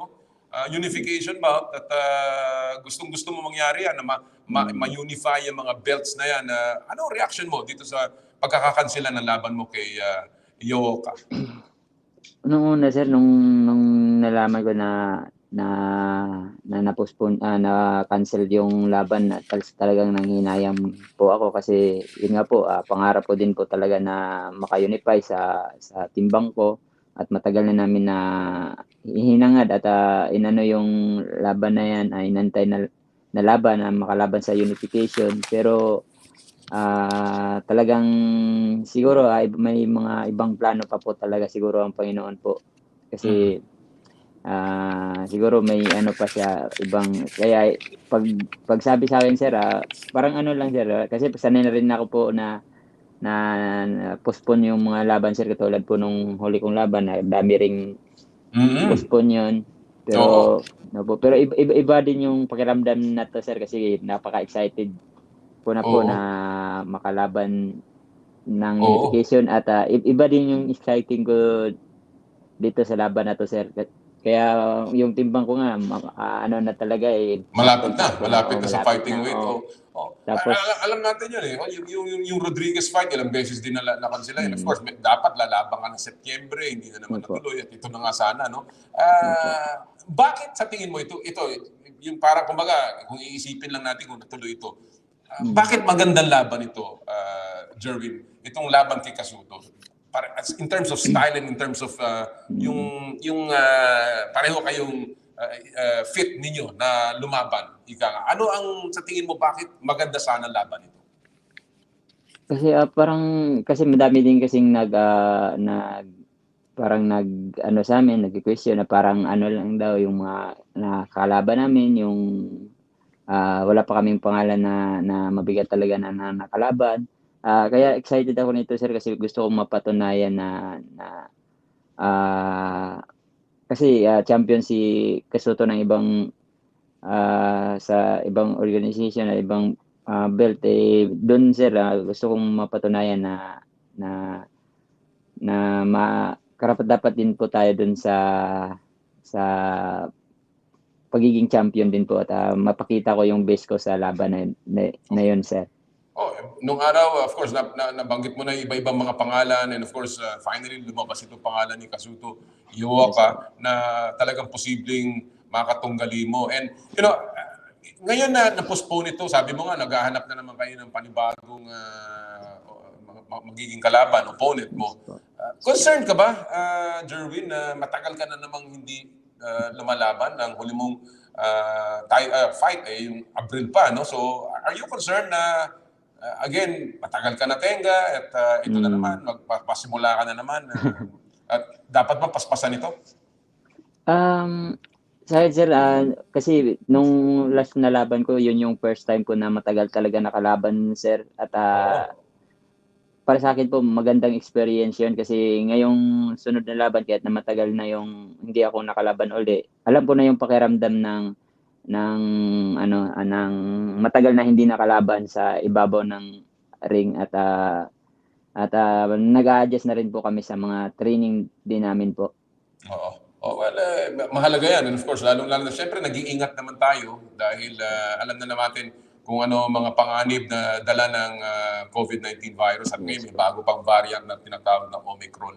Alright, ito sana magiging 10th defense mo, no? Pero may mga bali-balita na nag-iisip ka na rin naman na umangat ng timbang at lumaban sa susunod na timbang at kung saan maraming Pilipino dyan ang mga kampiyon and of course yun ang mga nag-aabang, no? Yun ba kasama sa mga pinag-iisipan mo, Jerwin, at handa ka na bang umangat ng into the next division to gun para maghabol ng panibago na namang titulo sa second weight division mo? Opo, nasa plano na din po namin yan ni Coach po talaga na umakyat. Kung natuloy nga lang din yung unification, baka sunod na laban, na sir, akyat na daw at yun po yung inaano namin, sir. Pag tulad nito po sa sunod kong laban, kung ano mang mga plano, sir, baka makaakyat na tayo ng timbang, sir. Wala ka namang iiwasan dyan. Kasi alam naman natin, nandyan si Nonito, nandyan si Casimero, nandyan si Caballo, ngayon na maglalaban sila. Wala kang iiwasan dyan, Jerwin. Wala po kasi tulad nga po, sabi nga po ay mas maganda na napapakita din natin po na mas marami ng Pinoy na naglalaban katulad ng mga Mexican at parang napatunayan namin na karapat-dapat din po ng mga boksingerong Pilipino din po na makita ng ibang boxing fans na maganda din panoorin sa ibabaw ng ring na maglalaban. At talagang karapat-dapat ang mga Pilipinong mapanood ng buong mundo dahil ang gagaling talaga ng ating mga boksingero. And talking about that, isa sa mga gagaling na boksingero na natulungan mo pa ay si Jonas Sultan. At of course, balitang-balita yan yung ikaw ay tumulong sa kanyang laban, kaya siya ay nanalo. Malaking panalo yon para kay Jonas Sultan. Kwento mo nga sa amin, paano nangyari na? And of course, ikaw ba, ano ba ang naging parte mo dyan? And of course, reaction mo sa pagkapanalo ni Jonas? Kami po, masaya kasi una-una, basta iba din yung feeling na yung hirap nyo at yung na-share mo sa kanya, sir, at saka mano talaga niya, ma-apply talaga niya, sir. Tapos iba yung mas gusto ko yung nandun kami sa sa gilid ng iba yung excited. Iba din yung excited nung sir, yung nasa mas masarap bang manood na merong ibang binubugbog, hindi ikaw? Iba yung feeling, sir, iba yung pakiramdam at pag panalo na sa taas ng ring, yun iba napakagandang experience at masaya kami na nakuha namin yung panalo na yun at lalo na kay Jonas din na talagang nagsikap din po sa training at talagang siya yung focus talaga siya, sir. Oo. At kami naman po na tumulong, ano po, masayang-masaya po kami. Well, nag-guess ko dito si Jonas at talagang pasalamat na pasalamat siya sa iyo sa panayong banggit niya na ikaw daw talaga ang naging tumulong sa kanya sa sparring at sa lahat ng mga tips na naibigay mo. Ganyan talaga ang mga Pilipino, ika nga nagtutulungan. Talking about that, Jerwin, ngayon maglalaban si Nonito Donaire at saka si Raymart Gabalio, parehong Pilipino. Nakikita yung mga mga pananalita nila kahit sa press conference si Nonito parang translator ni Raymart no sa kanyang press conference. Nakita natin yan, napanood natin yan. Ano ang thoughts mo dito sa laban na to na ni Nonito at saka ni Raymart? Sa tingin mo ba ito ay matatapos sa knockout? At ano sa tingin mo ang mangyayari dito sa laban na to? Ako po sa pananaw ko sa sariling pananaw ko po sa laban, sir, no? Kasi alam ko si Gabalio talagang ano din yan, naghanda at nag-prepare talaga si Gabalio sa laban na yan kasi tulad ko rin po dati, ganyan din hangad ko rin po na mag-world champion. Tapos yan, alam ko napaka-excited na yan ni Gabalio at kay Sir Nonito naman po, ang kuya ano po, Donaire po, napaka galing na para sa akin ng talino maglaro talaga ni ni talagang ako mahirapan ako sir mag-predict kasi puro si magaling, pero sa tingin ko para sa akin parang makakalamang lang si Nonito po sa sa experience, yung experience talaga ang magdadala yan. Kasi ang laban na to, kumbaga experience laban sa power tsaka sa kabataan. Alam natin ang lakas ni Gabalio, ito pambihira ang lakas, no? Puro knockout ang laban. Kaya again, malamang of course, alam din naman natin ang lakas ng kaliwa ni Nonito. Ang dami na napatulog niyan. So mahirap talaga. Pero ikaw natutuwa ka ba na kahit paano ang belt mananatili sa Pilipino? Opo. Talagang din po kahit sinong manalo sa kanila po, sa atin pa rin yung panalo, sa buong Pilipino pa rin ang panalo diyan kasi mapanatili sa Pilipino yung title po. Yung corona. Alright. Yung corona. Well, Jerwin, alam natin na bagamat na postpone yung laban mo uli, ikaw ay patuloy na maghahangad na makabalik sa ring at makakuha kagad ng laban. In the meantime, ano ba ang plano mo? Ikaw ba ay patuloy na magti-training dyan o uuwi ka muna para sa Kapaskuhan para makapiling naman ng iyong pamilya? Talagang sir, manatili lang po muna kami, sir, hanggat makalaban po. Okay. Oo. So dyan na kayo talaga buong Pasko. Kasama mo na ba pamilya mo dyan, Jerwin? Hindi pa po. Nandun po sila sa Bukidnon po. Nandun po sila sa Bukidnon. Talagang nakakamiss, pero alam ko ang sakripisyong ginagawa mo para sa pamilya mo. So, Jerwin, again, sana ikaw ay makakuha na ng laban. Mensahe mo lang sa mga fans mo, sa mga pamilya mo. Ngayon na tayo lahat nag-iintay para makabalik si Jerwin Ancajas muli sa ring. Sa lahat po ng sumusuporta po sa amin po, sa buong team po, nag-aantay lang po kami ng susunod na announcement po ni Sir Sian at wag po kayong magsawang sumuporta sa amin at nagpapasalamat po kami lalo na sa inyo, Sir Noli, sa lahat po ng sumusuporta sa Team Ancajas. Maraming salamat po at excited na rin po ako na makalaban ulit at sana wag kayong magsawang sumuporta po. Hindi talaga kami magsasawa. Talaga kami patuloy na magdarasal para sa iyo at sa iyong kaligtasan at sa iyong magiging success sa susunod mong laban. Maligayang Pasko, Jerwin, and kamusta na lang kay Sean at of course kay Coach Oben at sa lahat ng Team Ancajas na nandiyan sa kasama mo. Maraming salamat. Yes po. Maraming salamat po, sir. Yes po. Salamat po. Mga kaibigan, ang ating kampiyon ng IBF Junior Bantamweight Champion of the World, si Jerwin Ancajas, Jerwin Pretty Boy Ancajas. kasama po natin. Again, sana makakuha na kagad siya ng laban. Kailangan ng ating mga boksingero yung laban na ganyan. And of course, patuloy po natin suportahan lahat ng ating mga boksingerong Pilipino. Yung laban ni Dudonare at saka ni Gabalio, kung sino manalo, may the best man win. Pero pagdasal po natin ang kanilang kaligtasan. Alright, bago tayo magpatuloy, mag-stop and pop ulit tayo sa mga trending videos and of course, online stories dito po sa ating paboritong Stop and Pop.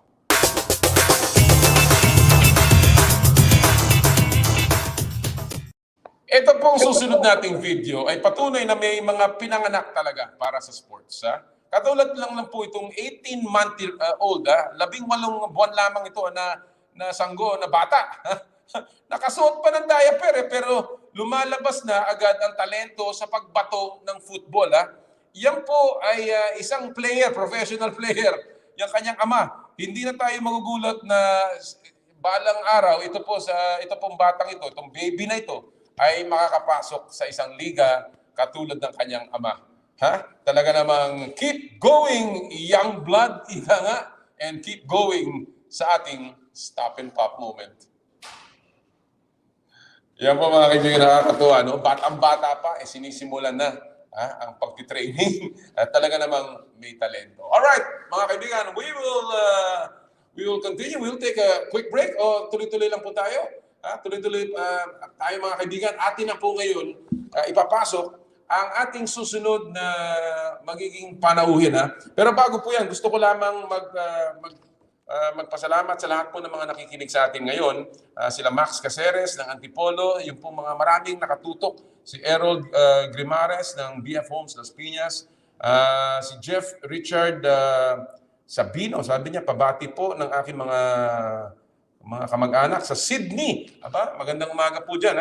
Taytay at may bahay po niya na si Shamin. Magandang umaga po sa inyo lahat.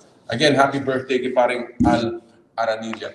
Alam nyo, ngayon tumutuloy na po ang laban ng PBA. Ang ganda ng bakbakan, yung mga imports ay muling nagpapakitang gilas at talaga namang katuwa-tuwa na finally after almost 2 years na hindi natin napanood ang mga American players o yung mga imports na pupunta dito ay bumalik na po ang sigla ng mga teams sa likod ng kanilang malalakas na import. Pero bagamat marami dyan ay mga bagong mukha, mga lumang mukha, yung pong mga nagbabalik import.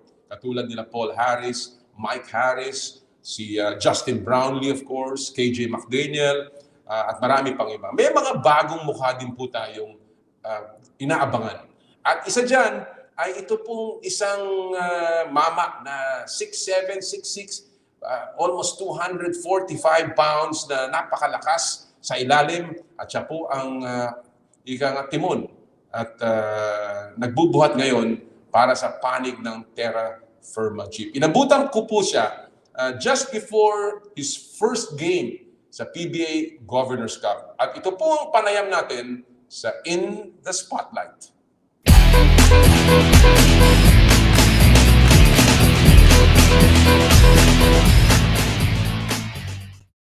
Let's put the spotlight. Antonio Hester in the house, and thanks so much, Hester, for joining us today on Power and Play. Yes, sir. Thank you for having me here, man. I'm blessed to be here today. You know, you are a new face, and we love new imports coming in to the Philippines. I'm sure many Filipino fans of basketball have looked you up in the internet, your games, because that's the way Filipinos are. They're very passionate. But let me ask you first. This is your first time in the Philippines or even in Asia? Yes, this is my first time over here on this side of the world. My very first time. Wow. And what did you hear about the Philippines just before you came over, and perhaps also about the PBA? Well, so I'm pretty sure you guys are pretty familiar with this guy, but Lester Prosper. Yes. Yeah, that's like my brother, man. He's a very, very great friend of mine. Like I said, he's like my brother. He introduced me to the PBA. He told me a lot about it, and that's when he was here with Terrafirma, and he was telling me that they had the 6'5" conference, and I was like, I've heard about it, but I didn't know too much about it.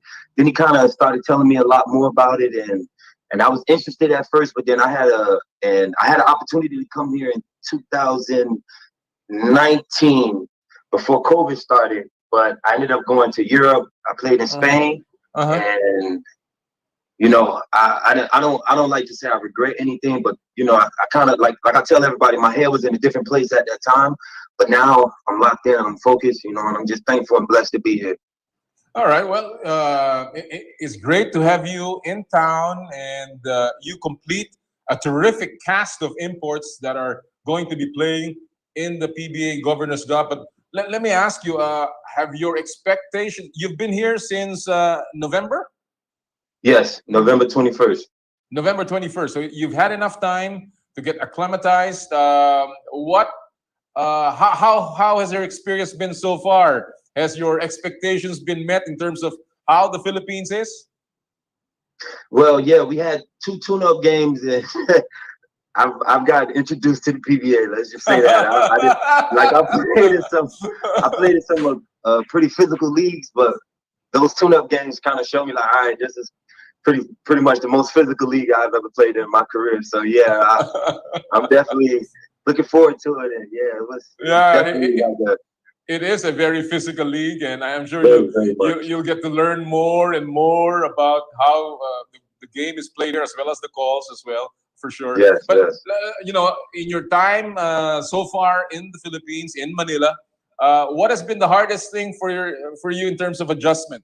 Has it been food, the time, the food, you know, language? What is it? The food and the time. The food and the time, but I think the time being the biggest, because when I first got here, I was quarantined and I was just sleeping and waking up at the most random times. Some days I wake up like 3 a.m. Some days I wake up 7 p.m. Like I was like all over the place when I was in quarantine. And then when I started practicing, it started helping me, because I started to practice and then come home and I try to stay up and walk around or something just to keep myself out the room, and then come in and then I'll go to sleep and then I can wake up. You know, I started doing little things like that to try to adjust with the time. And then the food, it's a little different here. You know, I had my first Filipino dish, it kind of bothered with my stomach a little bit. What is the name? What is the name of that Filipino food? I'm not too sure what it was, but I know it was some chicken. I know chicken? It was some chicken. Yeah. Is it adobo? Yes, it was that. Yes. All right, that's one of our most treasured dishes in the Philippines. Yes. You know, I'm glad you had a chance to partake of that already. But you know, Hes, let me ask you. You know, you talked about quarantine. You know, obviously there are still some numbers here in the Philippines, although it is fast going down. Are you concerned at all about COVID? Are you concerned at all about COVID? I'm not even thinking about that, man. I'm so focused on just playing basketball and trying to perform on a high level to provide for my family, man. I'm so past all that, man. I mean, that's great. You just gotta live day. You gotta live life one day at a time, man. And just focus on what you can handle. I can't handle everything. I'm gonna focus on me and trying to help this team make it as far as we can go. Well, you know, the fortunes of a team will rest. A lot of it will rest on the imports, and of course, the health of the imports play a key role with respect to that. And so, yes, I'm sure many teams are concerned about taking care of you and making sure that you stay fit, you stay healthy, and of course, COVID free. Now, your thoughts about, you know, you're playing against some very good names that have played here in the PBA and who are also known names in the NBA. You know, you have a guy like KJ McDaniels, you have a guy like Mackenzie Moore, Paul Harris, Mike Harris, Brandon Brown, and of course, one of the top imports here, Justin Brownlee. Your thoughts about going up against these players, and do you know any one of them in particular? Well, the one name I've heard of KJ McDaniels. I actually just watched him and Brandon Brown. They just went at each other tonight. So I actually just got the opportunity to watch those guys play. And then the other guy that I know is Justin Brownlee, because when that opportunity presented itself the first time, that was somebody that they kept mentioning to me. Oh, if you come here, you know, you're going to go against a guy named Justin Brownlee. Justin Brownlee, he's this, he's that. He's the best import, Justin Brownlee. Like that's one name that stuck out to me because everybody always said his name to me. Oh, I love Matt. I love a challenge. That's part of the game. You challenge yourself every day in this game of basketball. So I'm looking forward to it. It's nothing new to me. I compete. I train back home with and against many NBA names, big names. I played against a lot of big names, and it's just another day. It's just basketball. So just as much as I got to guard them, they got to guard me too. So I'm sure a lot of the fans of Terrafirma are happy to hear that because they know they got a guy who's confident enough to play and go up against any of the names that are coming over for the Governor's Cup. Being a new face, Hess, do you think? And obviously, there are more imports who are more experienced, who've been here several times. Justin Brownlee, of course, being the top one, and Paul Harris has been here. Mike Harris has been a best import awardee here. There are some new guys here. Terry Bishop, Jalen Bond is a new. Tony Bishop and Jalen Bond are new. But being a newbie, a new face, do you think that's an advantage or a disadvantage coming into your stint here in the PBA? I don't think it's an advantage or a disadvantage.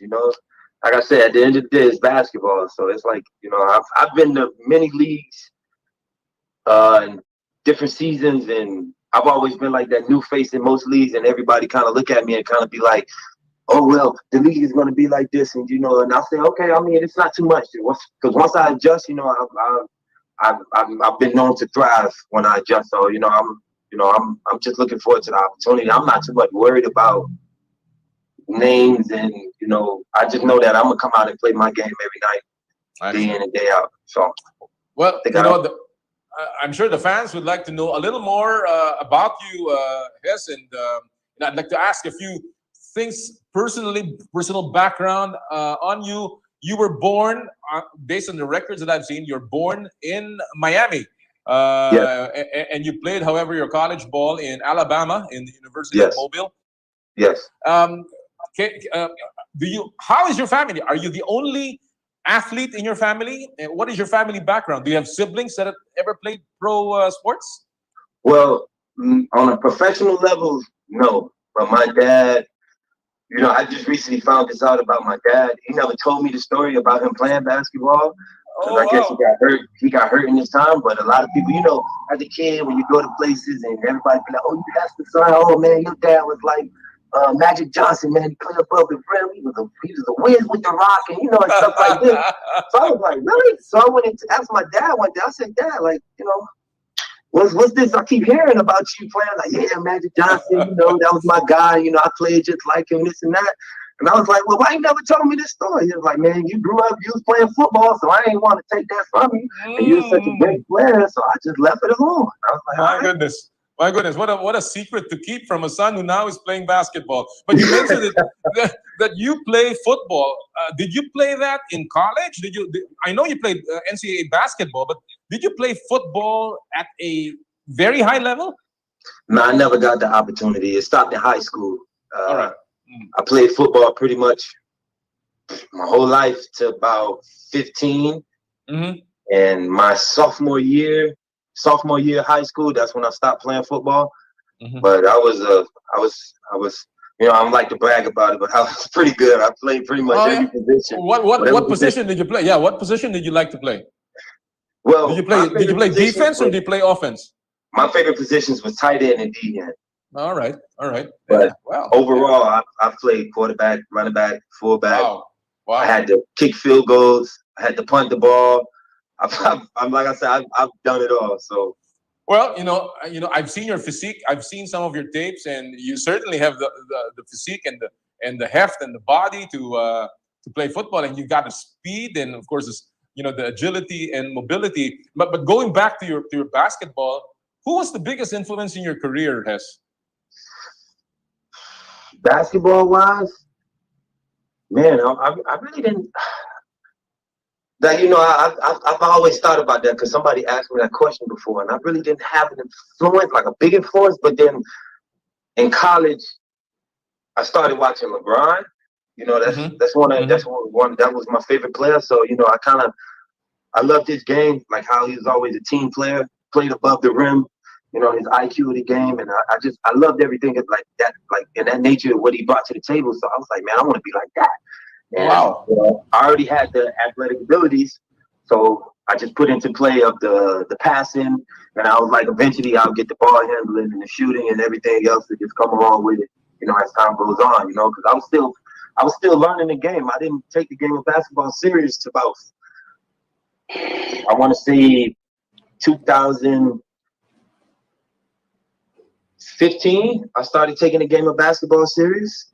Oh my goodness, Yeah, that's pretty recent, and you won a championship back in 2014 in Peru. So I know. that's pretty scary. I was just doing it.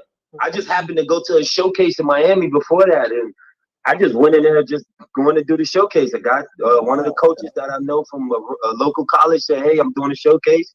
Come play." And I played, and I performed well, and I ended up getting picked up. And I was like, "All right, cool. I'll just go to go." I didn't think too much of it. I was looking at some of your tapes and reviewed some of your games, and you remind me of a guy that I used to admire. I still do. Played for Philly. His name is Charles Barkley, one of the top 75 players of the NBA. He's got the moves. You've got the same build. You got the same leaping ability, and of course that skill at the post. Is that somebody that you knew before, or is this just by chance? I didn't know none of who Charles Barkley was. I knew none of the history of the game. I know, I tell a lot of people this story, and they look at me like, "What? You don't know this first year?" I'll be like, "Bro, I didn't grow up watching basketball at all. I was a strictly football guy. I was strictly football." And everybody always told me that. And then one day, I got on YouTube and I decided to look him up, and then I seen him play, and I was like, "This guy can play." And then I started to taking consideration that people say that to me. At first, I was like, "I don't know, man. I don't play like no Charles Barkley." But then when I watched him play, I said, "Hey, I don't mind, man. This guy is a beast. You want to call me Charles Barkley? I'm perfectly fine with that." Absolutely. He's a round mound of rebound, and you averaged almost double every night in your collegiate career, and you led your teams to a lot of championships. You won the Peruvian Championship in 2014. You won the LED Catalan Basketball League in 2015, and you won the Icelandic Cup in 2018. So you've been pretty much a winner all your life. So, let me ask you, Hes, aside from basketball, are there other things that you like to do? Are you an outgoing person? Are you more of an introvert? Describe. Well, my wife, she introduced me to Ninja Warrior. I don't know if you're familiar with it.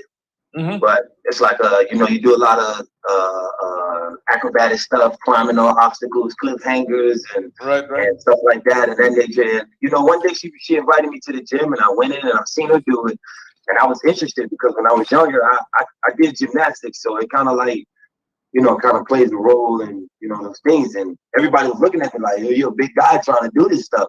Again, I was like, I know if I can do these things, it'll help me, and it ain't gonna do nothing but make me, stronger, better, right, in other ways. So, I do Ninja Warrior. I go to the beach a lot. I play video games. I like to play video games with my wife and my son. I'm sure that keeps you busy while you're traveling and away from the family, and so it's good. It's good to have little things like that. But talking about being away from family and traveling, you're a traveling pro. It's a very difficult life, but also a very rewarding one. What do you like most about traveling in different countries? Seeing the world, man, it's a blessing, man. To see different cultures, to study the culture, to get to meet different people, and just to talk with them and learn the language, try to learn different words and eat the food. Just the way how people live life outside of the USA is just like I be telling people like it's so mind blowing, and it's just like wow, like you don't understand, like when you get to just see how everybody else, like in Spain, they do this thing called siesta where everybody goes to sleep at like 2 o'clock in the middle of the day, and everything closes until 5 o'clock. And I'm like, Miami, none of that's relevant. Like everything's open 24/7. Nobody sleeps in Miami. Exactly. They party all night. Oh boy. All day, every day. And of course, if you like things as a traveling pro, you must also have some challenges what do you I guess dislike the most in terms of being a traveling pro? Being away from my wife and my kids, man. That's the biggest thing for me, man. It kills me every day. I mean, every time that I sign a contract, it's good. It's like we all happy, but then the day when they gotta drop me to the airport is like the saddest day of my life, man. It bothers my soul so bad. But yeah, I know like this is my way that I provide for my family, but I miss my family. Like if anybody know me, they know like family is above. Like, it's God and family. Like family is right there. And then basketball and everything else. Let's talk about your team, Terrafirma. It's a team that, is relatively new. It has had problems in the past.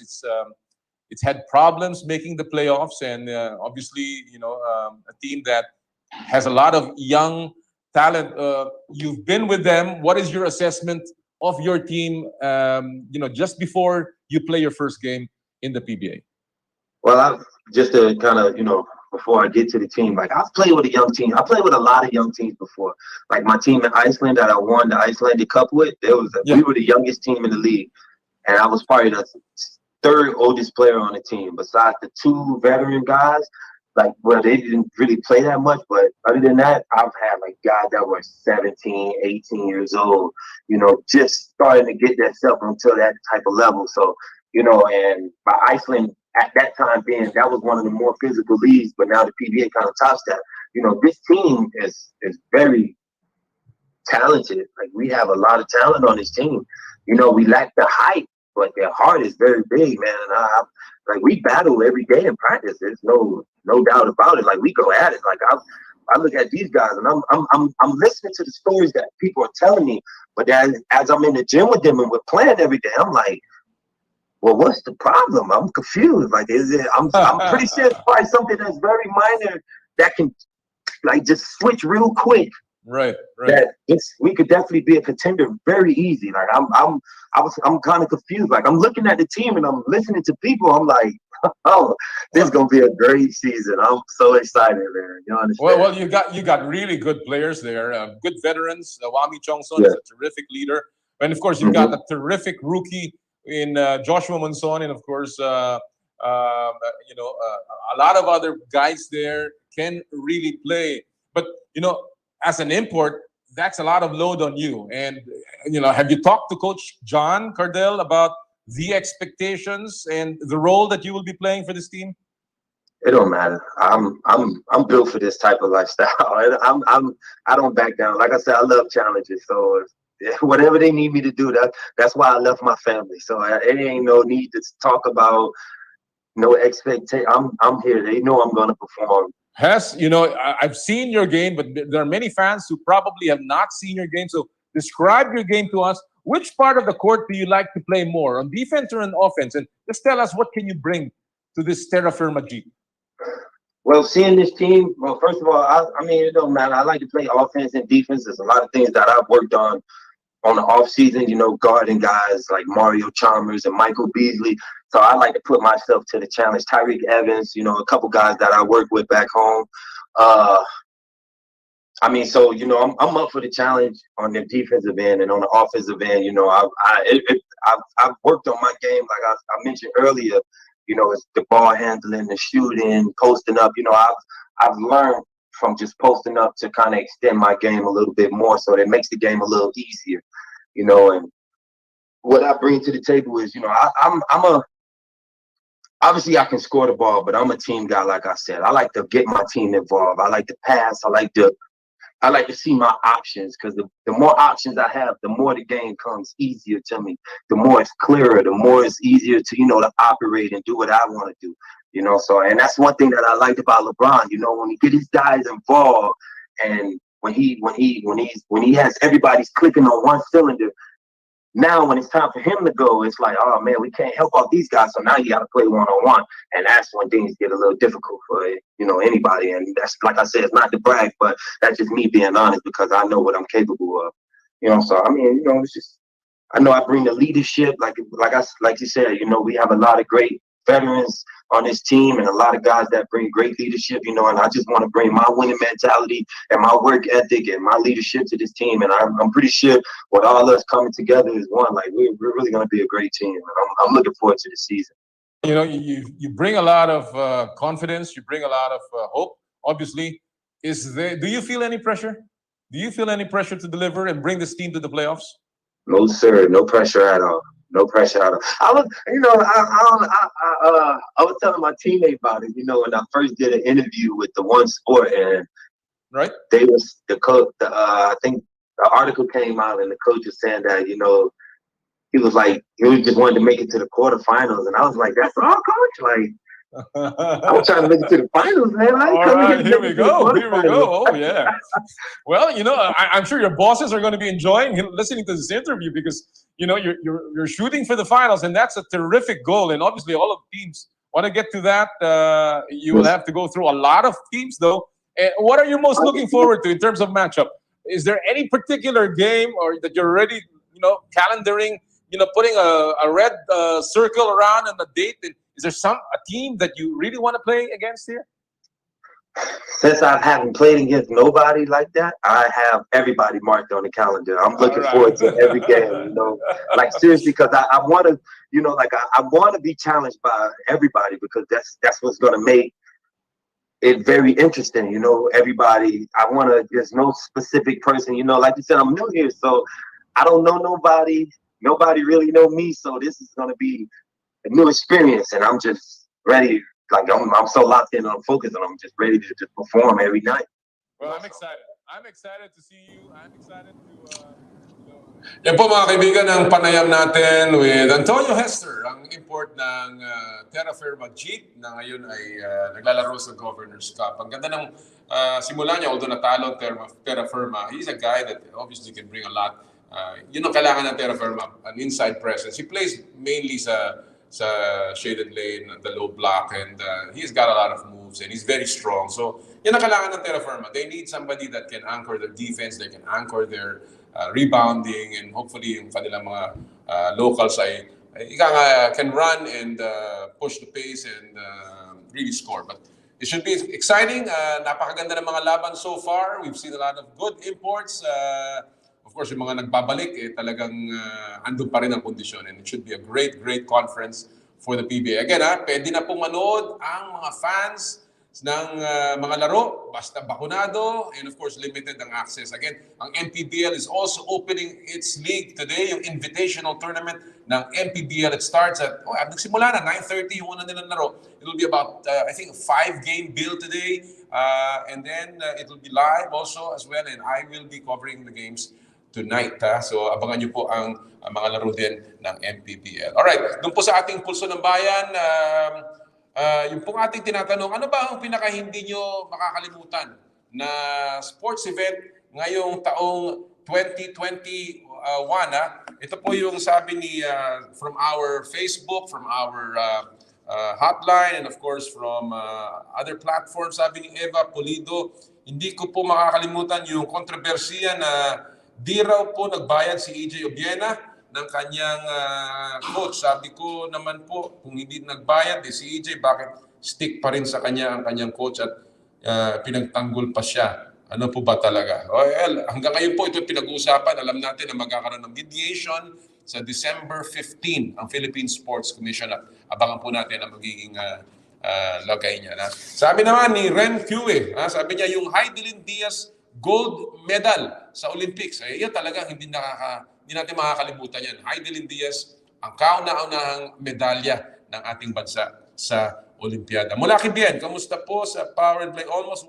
Always watching from Pampanga. Heidelin medal ang di ko po makakalimutang sports achievement. Again, si Heidelin. Maraming salamat sa papanonood. Amanda De Guzman, EJ Obiena, Patafa na away. Ganun din.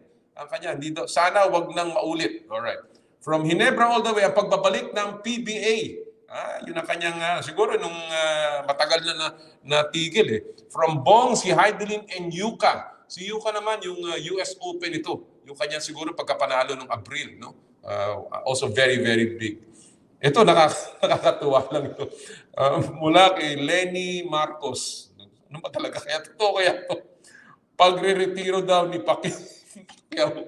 Ang bihira kayo. Talaga malilikot ang inyong mga lahat po ng mga nagpadala ng kanilang mga pananaw. Maraming po salamat sa patuloy niyo pong pagsuporta sa Power and Play. Paano? Diyan po magtatapos ang ating palatuntunan ngayong araw na ito. Live from ASEA Beach Resort in Subic. Again, we thank you all for joining us. Maraming po salamat. Magsama-sama ulit tayo next week dito po sa Power and Play. Kagaya ng lagi namin sinasabi tuwing Sabado, bawal ang masungit. And of course, sa lahat po ng ating gawain, ad maiorem Dei gloriam, all for the greater glory of God. Kami po ang 1PH, teleserbisyo para sa Pilipino. Happy Sports Weekend, mga kapatid! More power, more play.